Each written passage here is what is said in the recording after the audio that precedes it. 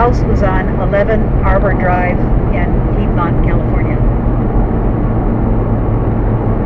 And do you know the era?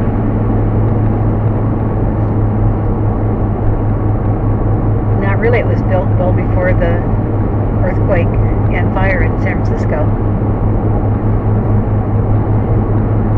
And it was built before the gold rush.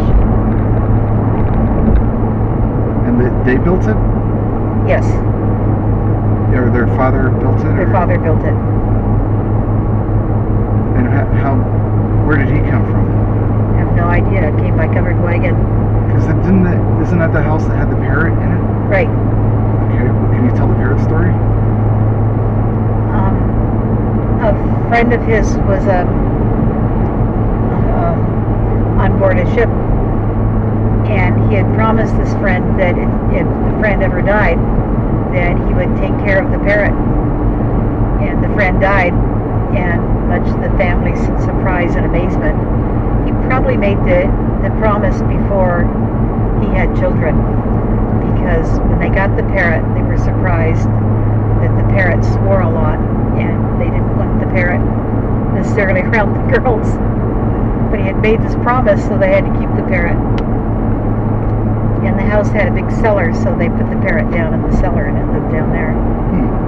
And I got to meet the parrot. Oh, you did? Yes. Oh, that's neat. Did it swear to you? It was pretty old by then. It wasn't really a family pet. It was sort of a family responsibility they had taken on. And the cellar wasn't really being used for much of anything at that point, but it was big. Almost as big as the house was. What did it look like? Do you remember? Do you remember what was in it, maybe? Well, yeah, the waterfall was in there, the recirculating waterfall. It was the first recirculating waterfall in that area, or... What's a recirculating waterfall? Well, the water would come from about the ceiling, and it may have come from an outside pond, the ceiling, and then go down over a series of rocks and things to a pond at the bottom, and then get pumped back up to the pond at the top. Sounds like for aeration? Well, he grew orchids, and so he wanted the mist from the waterfalls to keep the orchids. Oh, I never heard about orchids. Yeah, he raised and developed orchids and irises. So there was iris fields outside, not fields, but a large iris garden, and he raised orchids. And the orchids were in there, and the light was right. And there was windows all around the top of the cellar, of course, at ground level, so the light was right for the orchids too. Oh, did it smell like earth in there then? Earth and humidity? There wasn't any orchids in there when I saw it, and the waterfall wasn't orchid anymore when I saw it. So had he passed on by that point? Oh yeah, I never met him. Okay. And the sisters, how old were they when you met them? Grandmother age. I think my grandmother was one of the younger ones. I think Joe was one of the older ones, but I don't really remember any of their names, or wasn't really introduced to them. I wasn't there very long. Do you know your grandmother's name? Louise. Both my grandmother's first name is Louise. And last name? It was Nunenmacher, and then it changed to Kenny. Oh, okay. I met her. Grandmother Kenny is one of the sisters that grew up in that house. Right. Oh, okay. And their father built her house when she got married. And I remember her house as being a small house, like maybe 700 square feet on the side of a hill overlooking Oakland.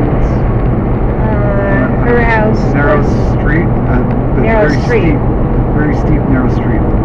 Narrow street. It didn't overlook anything, though. The backyard went out a little ways and then went up kind of steeply. And it looked like a smaller house, but it had 3 bedrooms in it. Oh, it was 3 bedrooms. Oh. Yeah. I never saw the bedrooms that I knew about until one of the last trips I made to her house.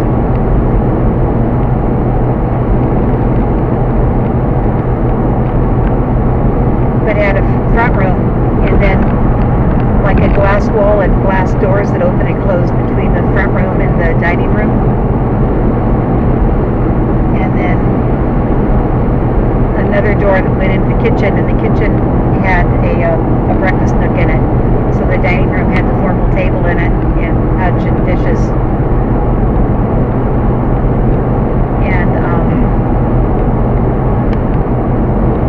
And in the kitchen she had the wood-burning stove with both grandmothers had wood-burning stoves and were very proud of their 5-gallon water container. Both grandmothers on your mother and your father's side? Right. So grandmother Kenny, we visited her house in, I think, 1971 or 72.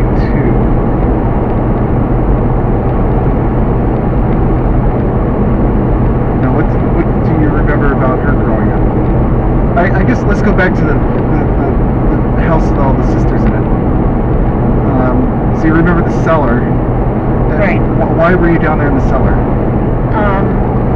They were showing us the house, and I think looking back on it, that they showed us the house because it was going to get torn down. It was part of our history. We should see it. Oh.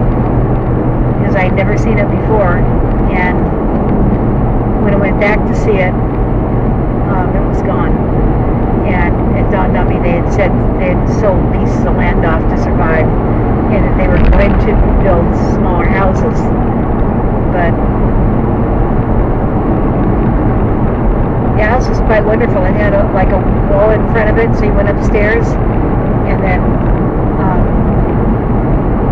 to get to the front lawn, and you went upstairs again to the house. And when I went back, it was more leveled off. So I don't know if they put that extra dirt there to go around the cellar. I didn't remember it right. Anyway, we'll go by it and we'll see. Right. So how many sisters? 11 sisters and one brother. And one brother. And then their father built that house? Right. So how many, was there one bedroom for each sister? Or upstairs, you go up the little skinny stairway, and there was 12 little tiny bedrooms, 6 bedrooms on both sides. And at the end of the hallway, there was a bowl and pitcher where the inside servant would bring up warm water in the morning so they could row it into the forest there, and a guard standing there. Yeah, I saw the fire water truck. The inside servants would bring warm water up in the pitcher so that everybody could wash up before going downstairs. And All the kids? All the kids. So who lived downstairs? Mother and father, I guess, lived in the house downstairs. Did the servants live in the house? I don't know where the servants lived. There was a bunk house for the men. Outside? Right outside. And I think there had been another house that had been torn down. So who lived there when you met them? A handful of the sisters and the brother. And how old were they at that time? Grandmother age, you said. Yeah. So 60s, 70s. 60s or 70s, old grandmothers. Or maybe 50s and 60s, but by today they'd be, yeah, they were old. So were there any kids there, or No. what brought you there? Was it just your mom and your dad and your sister and you? Yes. We just drove over in the Model T, and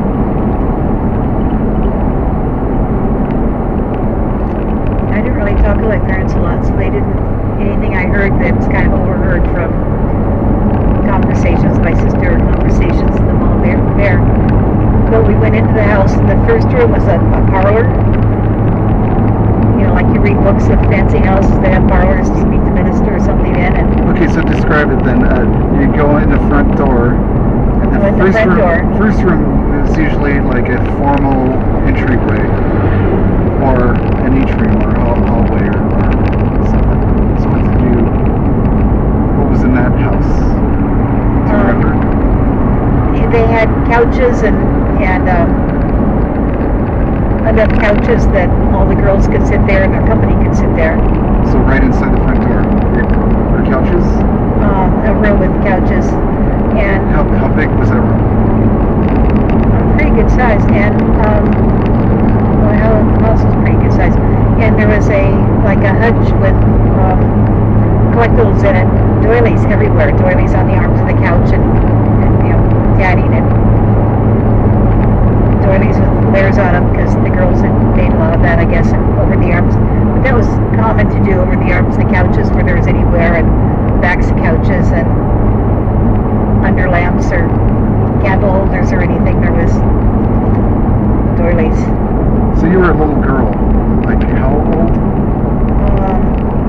We left Berkeley when I was 8. It was before I left, so I was 7, maybe. What year would that 6 have or been? 7. 48 to 50.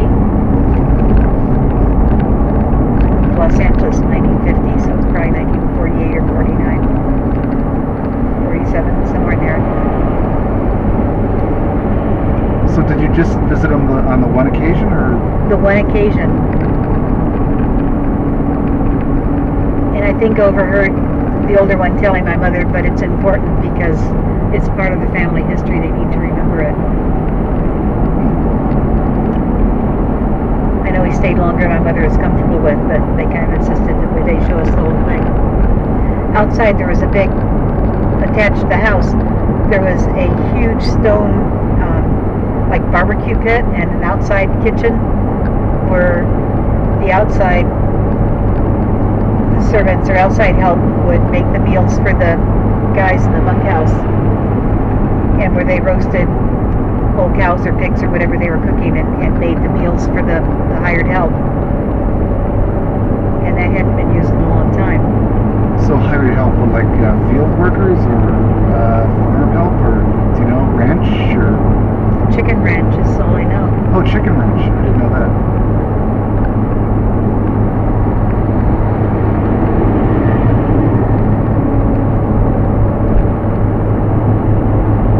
So you came in and you saw this So you went downtown in living room area. And if they had doilies, that sounds like a formal dining. It was very formal. Living room. Very formal, and then you'd go into the front room. Actually, maybe it didn't have enough couches for all the girls. It had maybe a couch and very proper sitting chairs.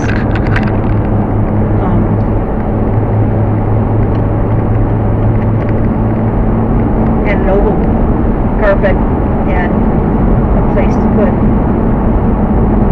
knickknacks, expensive, look pretties, and lots of doilies. And then you went into the front room area, which had lots of couches for all of the kids and company, and a TV set, and it was actually kind of plain. And off to the side there was the dining room table that was set with beautiful, beautiful candles and dishes and silverware, and it was kind of tarnishing there. It didn't so long, and tablecloth and doilies. Did you eat there, or did No, you just visit? no, we just went in and got out as quickly as my mother could. And then we went in the kitchen, which was the house kitchen. And that's where the girls were, and there's a little breakfast nook area, and the girls were cooking and eating in the kitchen area only. They didn't mess up the dining room area anymore. Right, okay. So there was a table to eat at in the kitchen as well? It was kind of off the kitchen, like a servant's dining area, maybe? maybe it was a servant's dining area. An inside servant's dining area. I think the outside servants ate outside.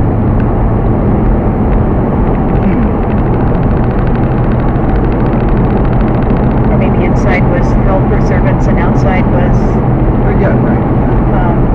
hired help. So they'd be paid, right?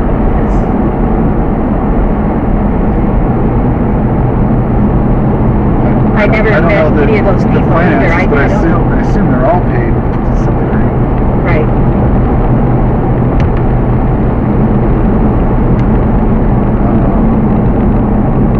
So They did call us the principal.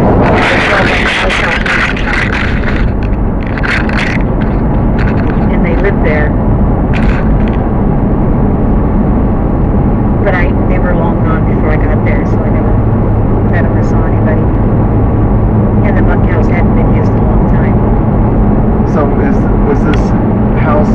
50 feet from the street, or was it back down a ranch road or something?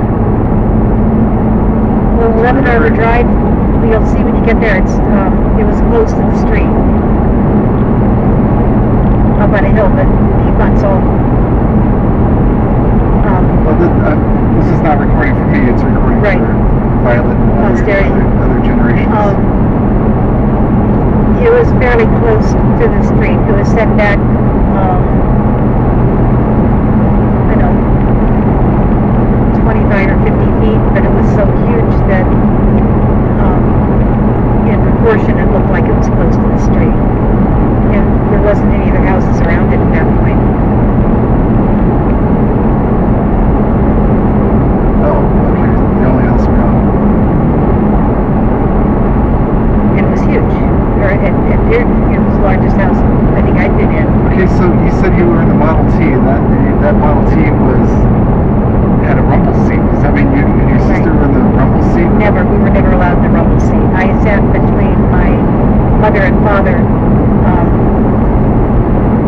There was two like bucket seats, and I sat between them where the gear shifting was, and I had to watch out for the gear shift all the time. And my sister sat in my mother's lap, but she was